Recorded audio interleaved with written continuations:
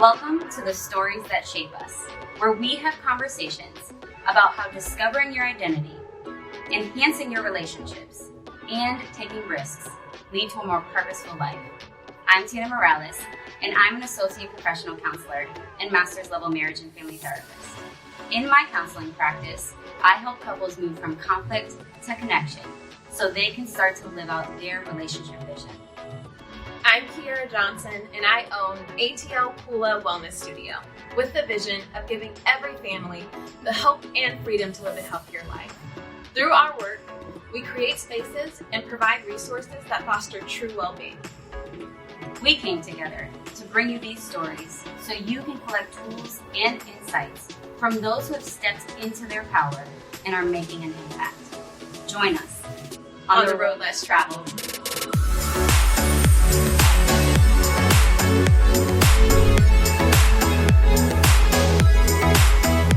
All right, well, welcome everyone to another episode of The Stories That Shape Us. Today, we have the amazing opportunity to interview the one and only Christian Zimmerman. So let me just share a little bit about Christian before we jump in. And actually, let me introduce you to who we are. I am Tina Morales. And I'm Kiera Johnson.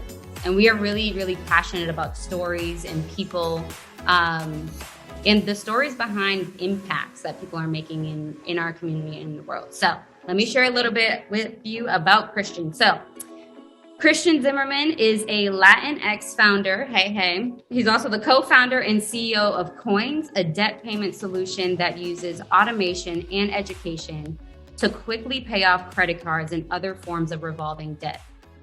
Want to just highlight the education piece. I think that's really dope. Yes. Having worked at other early stage startups such as Hirewire and Shiftgig, Christian grew a passion for solving real world problems. He is a graduate of Georgia State University's J. Mack Robinson College of Business and was previously named Forbes 30 under 30 for social impact. Wow. We had clapping hands. We could do that. To date, Christian and his team at Qoins have helped customers pay off and save over $35 million worth of debt. Wow. Y'all, this is exciting. Yes. I'm excited to get to know Christian more, and I'm excited to hear more about his story. So let's jump in. First of all, super amazing. That's my background's in finance, and like anytime that I can just thank you for just empowering people and educating them. That's just tremendous. And amazing. But yeah, thank you for that bio. I know we've heard a little bit about you, but can you tell us more about yourself, what you're doing these days? Open it up to you. So that was a great bio. So I've been working on Qoins now for going on 6 years, really after graduating from Georgia State University. So as you mentioned, I studied business management there, and I always wanted to do my own thing. I didn't know exactly what it was going to be. I never thought it was going to be in technology per se.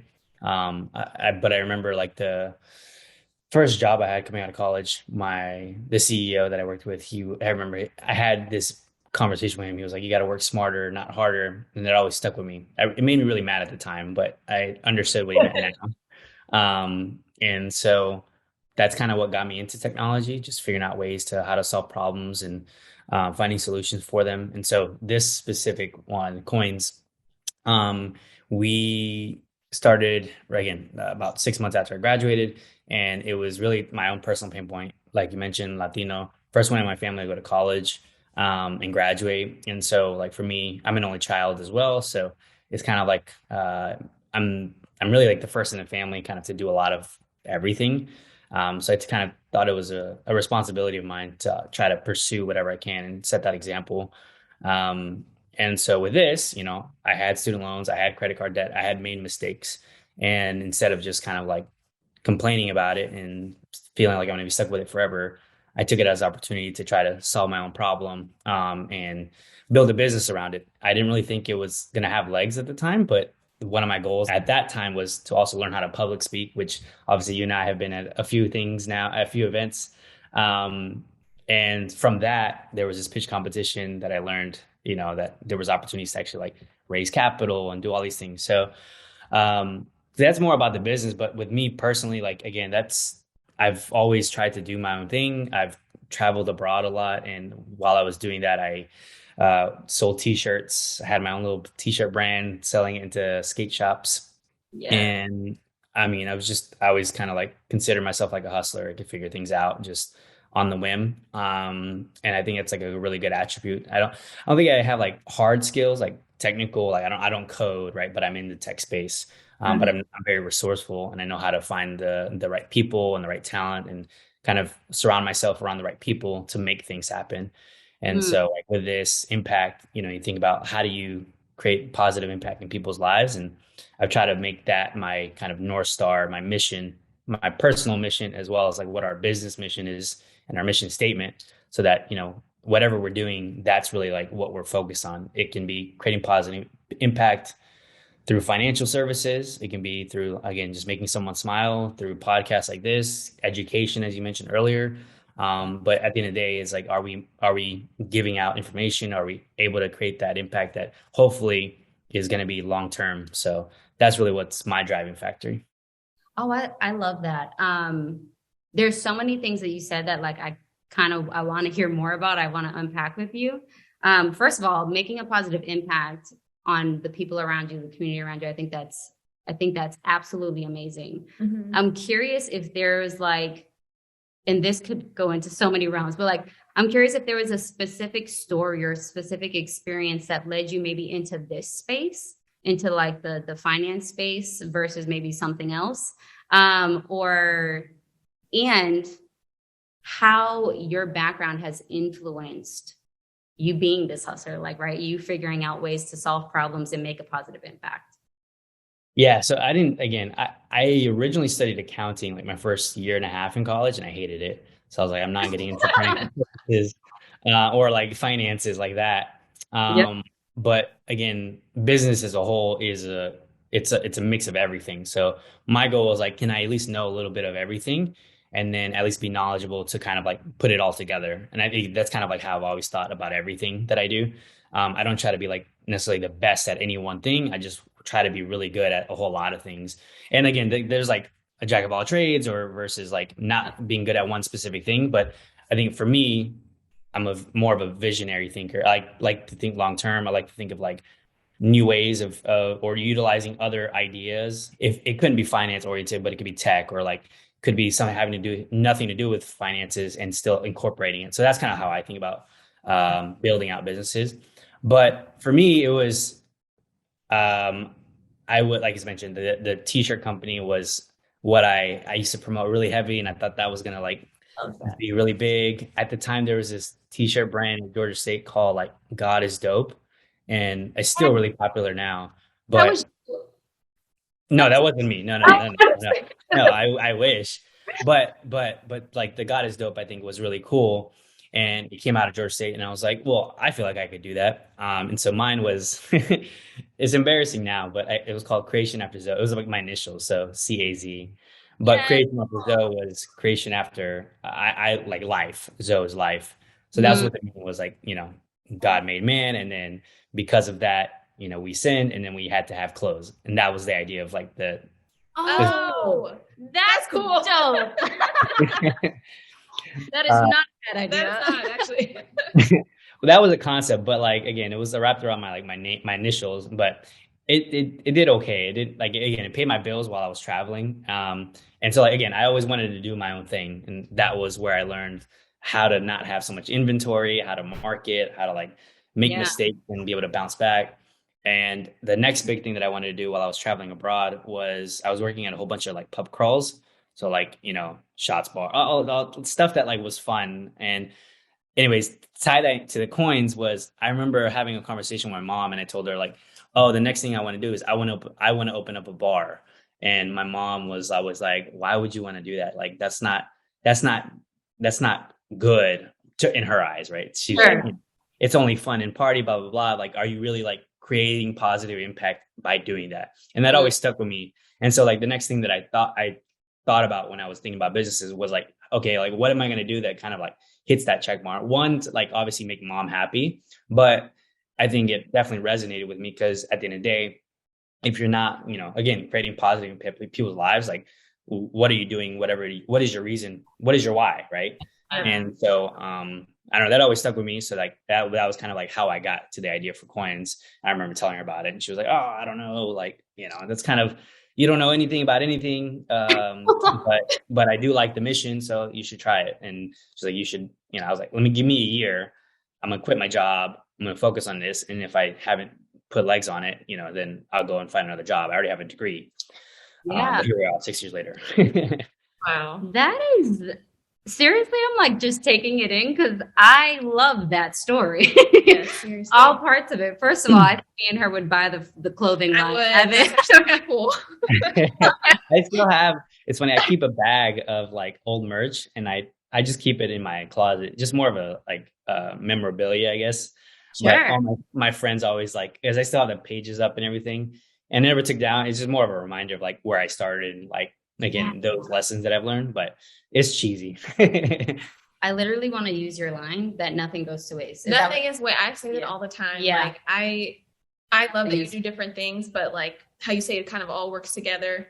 I believe in that. I don't think any experience that you've experienced is wasted. Right. I believe it can build. You could have met someone and right. Totally. Absolutely. Yeah. I totally agree with that. Like everything happens for a reason. If things don't work out, like if anything, like what did you learn from it? So that hopefully you're not making the same mistakes. Everything is one of our other like core values that we have at Qoins and in general is just like always be learning. So like, again, if you fail, like, is it a failure or did you actually learn something from that you can apply it into some other aspect of your life? So that's kind of how I try to apply any perspective as to like what I'm looking at or what I'm doing, like how to better improve.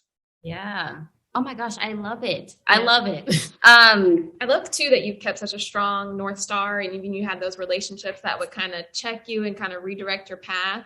Because there's so much that goes on in the world. And I find that if I don't have a strong North Star, I'll just be reacting to kind of what's already out there. And then you'll compromise and then you'll just end up places you just didn't think. So I think it's really neat that you could speak to that and then be here and have fun. Yeah, that again, like I was like hard set on a bar. I was like, I'm gonna do it, and then have not done. Oh, I don't think I ever will. Well, we'll see. What's really cool about what you're naming, though, too, it's almost like these drops of exposure or experience that what you said with your mom. Like, how is that making a positive impact? Like, that was one statement that like has like shifted maybe what you said you were gonna do. But I think it's the exposure piece to like her dropping that question, but then also you being open to kind of what you're saying, like always be willing to learn and be flexible enough to shift if you need to. Yeah. I'm curious for you, like through this journey from starting with maybe the clothing line, how that was after college, you said? No, this was during the clothing was during college. Like I had taken like a semester off, almost like a year actually, to go study abroad. I went to Argentina, I went to Panama, I went to Europe, Spain, and like that time is when I had like started this. Really, again, I wanted to start something, but I also was like trying to pay the bills while I was traveling too. But that was like my third year in college. Okay, so I'm sure at a younger age, maybe this was around, this hustler mentality was around, or is this something that you learned later? No, like so like from my dad taught me like just kind of like how to make my own money. Like as a kid, like I would, the first things I ever did, I used to be really good at drawing. So like when I was in elementary, I would sell drawings and I got in trouble for it. So I couldn't sell drawings anymore. Like I know there's a lot of stories of people like selling candy, right? Like I didn't sell candy, but I did drawings. And then when I got to like middle school, like I would like, rake my neighbors' yards. And then all that money I invested into buying a lawnmower, my own lawnmower, instead of like my parents giving me a lawnmower. Like my dad would make me buy it. And so he was like, this is yours. Like you own this, right? You're going to invest in what you're going to make with it. And so like he taught me kind of that quality of like ownership and just like putting 100% effort into whatever it is that you do. So yeah, I bought my own lawnmower and then was like mowing lawns again, and landscaping and stuff like that. And that was like my own business at the time. And then in between there, like there was like, you used to be able to make a lot of money just like collecting soda cans. And like I would literally just collect cans and then take them to the metal shop and I would make $50-$100 just per bag or something like that. So like I always figured something out. Yeah. That's so dope. I'm telling you, that stuff matters. I mean, don't sleep on the 6th grade Yep. candy business. Like, seriously. The fact you had a natural skill of drawing and then you sold that, like that's so dope. Even to even think to do that. I mean, Right. it matters. Yeah, I definitely have always had like a mentality of like, how can I, whatever it is I'm doing, like I guess it's a good and bad thing. Like, I enjoy whatever it is I enjoy, but like, how do I make it into a business? Like, how do I incorporate into like showing value, or again, like being able to sell it to an end consumer? Yes, that sounds like my husband. Yeah. My husband's the same way. What would you say, just like over the years, like it's really cool to kind of hear, just like from a young age to now, like this has always been a part of you. What would you say has been like the most fulfilling part of your journey, just over all of these years? The most fulfilling, I would say, I think it's like there's an internal and external. Internal is like the fact that, coming out of college and really like just creating my own path. I think that's been super like fulfilling, knowing that like I've been able to, not just, obviously it's not just me, but like my co-founder and my teammates, they've all made that possible. But at the end of the day, like I started and I had to take those first steps to making that leap. And I think that's been super fulfilling. It's never really been about the money. And, obviously I want to make a lot of money, but like I have a lot of freedom. I get to travel. I get to do pretty much whatever I want, which is amazing. So like I think like my parents always like thought that was crazy that like I'm able to go wherever I want. So I think that's great. The other piece is on the external, which is like the consumers that like we're like obviously helping create impact for. And I think what's super fulfilling is when we hear like, you know, Sally Mae, like saying, not Sally Mae, but like, Mary Jo, I don't know who that is. I've never met them, probably will never meet them, but they use coins and then they were able to actually pay off their debt. And like that is like super fulfilling, because it's like some person in this world that I probably will never meet use our product. And by using our product, they were able to, solve a big problem that many people have. And hopefully now that gives them the opportunity to do, X, Y, Z. So I think that's super fulfilling too. And again, that's kind of why we started this. Again, my own personal problem with this, and then knowing that there's so many other people that have the same issue. But yeah, I think those are the two most fulfilling things. Just again, being able to make time for those that matter to me, and then again, be able to make impact for those that need it the most. That is so good. It's amazing. Being able to live life how you want, that freedom, and then touch other people so that they can do the same. I mean, that's pretty awesome. Right. It makes me think of sometimes there's a mentality specifically for people of color, minorities, where we think that this idea of being able to kind of create my own schedule, live my life how I want to, while still making a positive impact on other people's lives, kind of sounds like it's so far-fetched and not maybe not a real idea or something that we could really see as possible. And I love that you are literally a representation of, no, it is. It is possible. This is something that we can do. Being the first one to go to college, being the first one to like achieve a lot of things like this, like, no, it's very possible. And I love that. Yeah, I think obviously like I get a lot of that from like my mom. She's the oldest of her family. So like she came here from El Salvador, like with nothing, right? And taught herself how to teach, how to like speak English. She has 9th grade like education, like nothing past that. But she just figured things out and made it work. And so like that's always been like, obviously she didn't say it, but like I can see it, right? I see that work ethic. So I was like, she's still waking up at like 4 a.m., 4:30 a.m. And then, she had 2 jobs for like 2 years because she just wanted to. I'm like, oh, I don't like that type of stuff is obviously where I'm like, okay, like I can't complain about my scenario or my wherever I am, because she's definitely had it way worse. And then again, it's both my parents that have instilled those type of attributes. Love that.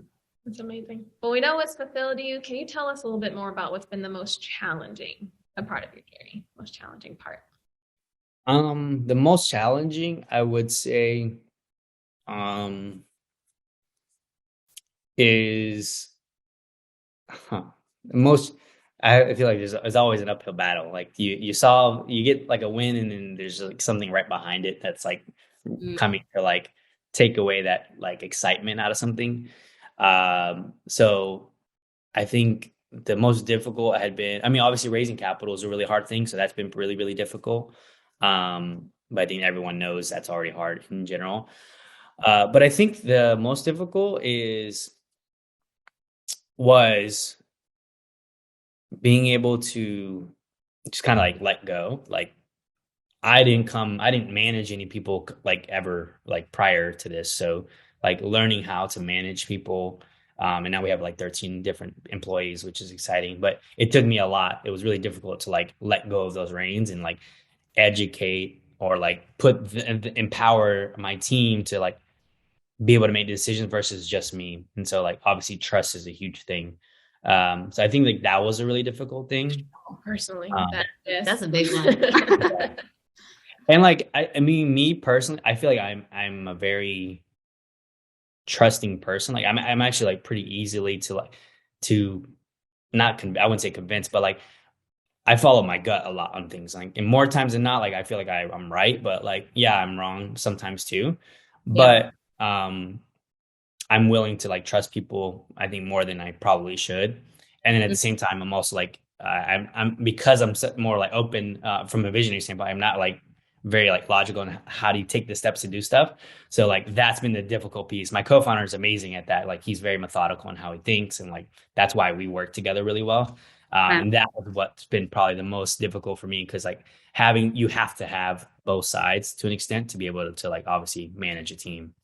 Yeah. Oh, so speaking of your co-founder, how would you say relationships have been influential in this journey, whether that be personally and or professionally? Like, talk to us about relationships. I think relationships is probably like the most important part of really anything. I'm a extrovert, so like I can talk to anyone. I can build relationships, and I used to think that it was something that again, like I talk about like soft skills, hard skills, and Yeah. like the difficult thing that I had for the longest time was like, oh, like I don't have any hard skills, like I don't know how to do these things. And I kept gravitating back to like, well, I know how to talk to people, and I kept reading a lot of books, and I was like, well, that is my hard skill. Like I know how to build relationships. I know how to be like transparent and honest, and like it's not just a take, it's a give and take. And it's more so give, and then like obviously you know when you need help, then it's there already, not because you asked for it, but because you've been able to abundantly give versus the other way around. That's kind of how I learned that like relationships are like pretty crucial to anything. Like when times are tough, when things are going great, like the relationships that you build is really how you're going to navigate, you know, the decisions you make, the factors that you don't control, right? How like your emotions are managed, right? Who's going to help you kind of manage those emotions. So I think it's super crucial. Like relationships is huge. You know, whether it's family, friends, co-founders, employees, investors. It's all like a big circle. So I second that. Major second that. Seriously. I just love that you called it a hard skill because it's so true. Like a lot of times relationships are like those relational skills that we have are considered soft skills. Yeah. Yeah. Which doesn't make any sense to me because I'm like, it's the number one What skill you need. Exactly. For like to make anything work. Exactly. It's really cool too how you were talking about even just trusting. It's like trusting people with your child, with your vision. That is something you birthed, right? In a sense. And so being able to trust people with that, but then also have that openness to like be able to listen to feedback. And I just feel like that's across the board with everything. Yeah, I mean, relationships, like the other thing ties with it is like empathy. Like empathy is like one that people forget, but like it ties with relationship because you have to understand where people are coming from. You have to understand their background. You have to like, you don't have to be in their shoes, but you have to like at least have an understanding of like why they're thinking a certain way or like where they're coming from. And you usually don't get that unless you are building relationships from different parts of the world, different, you know, walks of life. Like you don't learn that just from reading a book. Right. Just makes you so much better too. Yeah. Right. Yeah. Oh my gosh. So my question would be, what skill or practical tool have you learned along this journey that you think others really need to know? it's a relational one, you can do that. But just what's like a very practical tool or a skill that you're like, okay, I think anybody needs to know this wherever they are, wherever they're starting in this journey. The other thing that I always say that I feel like is super important is like knowing like your personal like risk appetite. Like that's huge. And I think a lot of people don't know like where their boundaries are. Like I know me, like I'll push it to the limit, probably farther than like most people would. Like I went 2 years out with like not paying myself with the business and just renting out my car, right? So like doing things like that, or like working part-time at like doing promos on the weekends because I knew I could get more money for my time, like things like that. But I knew that's kind of how I operated. Whereas like I knew, some people wouldn't do that. So like understanding your risk appetite is essential. And I think you need to do that prior to ever starting anything. That's why like there's people that are keeping their 9 to 5 jobs and then like saving up and giving themselves like a year's worth of runway to quit their job and then work on something. If you feel like you need that, do that. If you feel like you just need to quit your job and like just, slam on the brakes and now you have that fire under your butt because you have no other options, but again, you have to know like where do you kind of sit in that pendulum. And I think it's super important to know that prior because one, it's going to bring a lot of stress, a lot of worry, anxiety, affect those around you if you're married, right? Like financial stress, right? So I think that's a huge one. And you have to have that conversation both with yourself internally and then obviously with those that, it's going to affect by making that jump. I think it's huge. And I think it doesn't get talked about a lot. I think that's amazing because honestly, like the quit your job and go for it, I feel like was glorified for a little bit, and it may still even be because it sensationalizes the dream, the entrepreneurial journey. But I feel like, there's some realism there. You need to assess your situation. Don't look at anybody else. Yeah, I mean, like everyone, like I don't like using the word entrepreneur only because it is like super glamorized and like it's not as sexy as it. It's not. That people think it is. Like you quit your job and all of a sudden you're a millionaire. I'm like, no. It takes time, it takes persistence, it takes resilience, and it takes patience. And you got to have a mix of all of them. And if you're luck too, like because you can put all the work in. If no one's buying your product, then that sucks. Or if a pandemic hits or like a recession is coming, what are you gonna do? All right. I always said that whatever I'm gonna do, like at least I feel like I'm gonna get like the success like probably after year 10, because on average it's gonna take you a long time to build whatever it is you're doing to really start reaping that reward. So I mean, again, we're on like year 5, year 6. I still got halfway, but yeah. I like that. There was something that you said that if in terms of like figuring out your risk appetite, because I actually think that's a huge skill that you just put out there. Yes. You also named it like to this entrepreneurial world, you need time, patience, persistence, like you need all of this stuff, right? So what is maybe quitting the job is a way to figure out your risk appetite, but like how would you say is maybe one way that you figured out your risk appetite? Like how did you know what you could handle? So kind of like going back to like when I started. So I wanted to make the jump. I was like about to make the jump. I got pushed out pretty much like off the plane to go start this because again, I had this pitch competition and that was like, again, baby step to getting out there, right? But I was still working at this other job. And then again, I wanted to leave the job and they knew that, but like I also like wanted that security. And they were like, hey, like you should just go do this. Like we'll pay you for like next month or so you can get on your feet. But you don't need to be working here. Like you need to be working on this. And so like that was like a push for me. I was like, oh, okay, well, that's a sign. I should at least try it. And the worst thing to happen again, I can go to another job.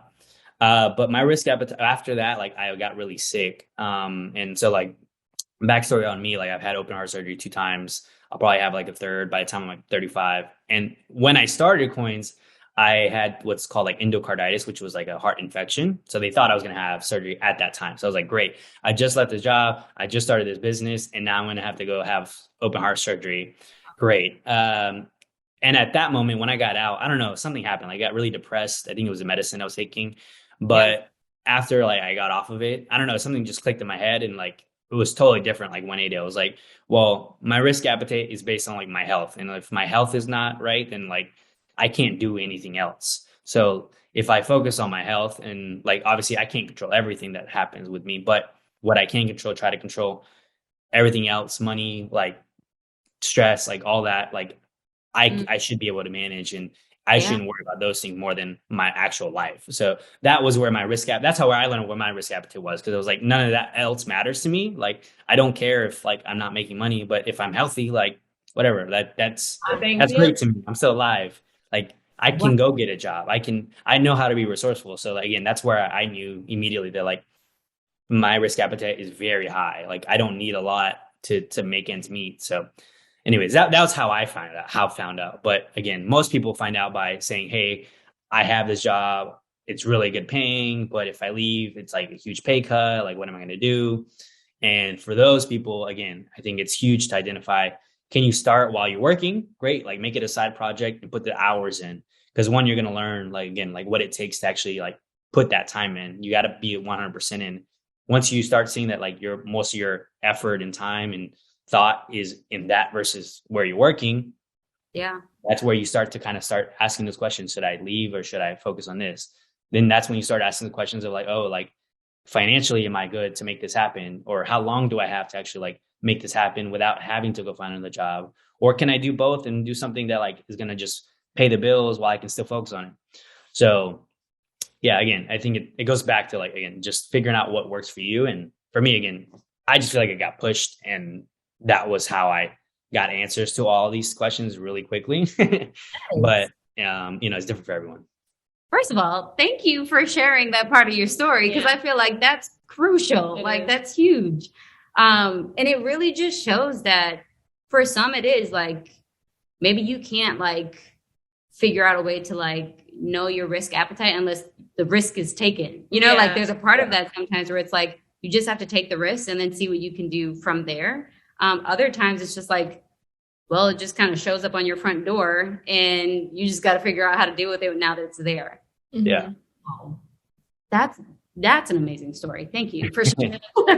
Problem. Yeah, that's definitely like a very big part of my story. And like I brought it up before in other podcasts, and I don't think it defines me like in the aspect of like what I'm limited to do and like what I can and can't do. I think it's just a big part of like, again, how I think about life now and like why again, creating positive impact people's lives is really based on like where you are now and where you're going to be and what you want to do. And all that again ties back to, what has happened to you or like, how do you perceive life? So anyways, that's kind of like that was like my catalyst moment. I think I just remember being like the hospital bed and I was like, man, this really sucks. Like, what am I going to do now? And then I just remember like, I was like, I was praying and I was like, oh, like what happens after? And I was like, well, you go and work on this and everything else will fall in place or, figure itself out. So. Wow. That's a huge perspective shift on life. And for what I'm hearing too, like faith is a part of that journey for you, which I just think is really dope. Sometimes like we have to have a relationship with God or with a higher being to like, there's something bigger than me out here so that I can continue to move forward. So yeah, absolutely. I mean, faith is huge too, because again, you can do everything yourself, but you can't control everything, right? You literally can't. You can try to, and then you're going to get hit in the face or punched a couple times and find out that you can't. So that's amazing perspective. Yes. And I think that's just the beautiful part about hardships in a way. It kind of checks everything. It's amazing. Like the harder things have gotten for us sometimes, it makes me like less afraid of things that are not great, but that you've just been trained almost to have fear of more than actually being scary. Versus what's really important, you're here, your health. That's like the most important thing. I'm just glad you said that. I feel like perspective is so important. Oh, yes. I love it. My turn. I'm just so excited. It's really awesome. It really is. Yeah. I feel like you've already given a lot of lessons, but if you could leave 3 lessons with someone who's interested in forging their own journey, sort of like you did, kind of just, grew your own wings, what would those 3 lessons be? Damn, that's hard. I know. There's 5. You Uh, have asked a lot, right? Yeah, I mean, I think the these aren't like my 3 biggest, but these are 3 that like obviously are I'm reminded of is like follow your gut. Because like I think at the end of the day, like I'd rather follow my own sword than following on someone else's. Because like I know that my conviction is that like I made that decision, whether it was right or wrong, like I made that decision versus anyone else. I think that's huge because at the end of the day, again, if you're doing your own thing, you have to take the good with the bad. So I'd rather take I know that if things are going great, like, pat on the back. But if things aren't going great, like that's also on me too. And how can I get better? Which leads me to my next one, which is always be learning. Like you can always improve. Like if you think like you're the best ever, like someone's gonna come up and get better, be better than you. And that's something that like I'm always trying to just improve, like physically, like mentally, spiritually, just working out as much as I can, like trying to not drink so much soda, Yeah. like reading as many books as I can, even though I'm a slow reader, surrounding myself around the people that like have the wisdom and knowledge so that hopefully I'm not making the same mistakes. And then again, just like, trying to read the Bible more, things like that. So like, I'm also like understanding like that faith is a huge aspect of whatever it is that we're doing. And then the third, so I said, gut, Always be learning. always be learning, and then maybe patience, like have patience. Like not everything comes as fast as you want it to. So, and like patience is a huge thing about anything in life. Like you're gonna appreciate things more by being patient. You're gonna appreciate the journey more versus like the end goal. Like the end goal is great, right? That's obviously what you're trying to achieve, but like the process at which you're taking to hit that is really where you learn a lot. That's where you like become who you want to become. So I think that's super important. But understanding that patience is really like what's going to get you there and is going to create more maturity in you, and give you a better perspective in life. I think it's huge too. That wasn't in my actual third, but like that's like another big one. So I can't remember the other one that I was thinking of. But patience.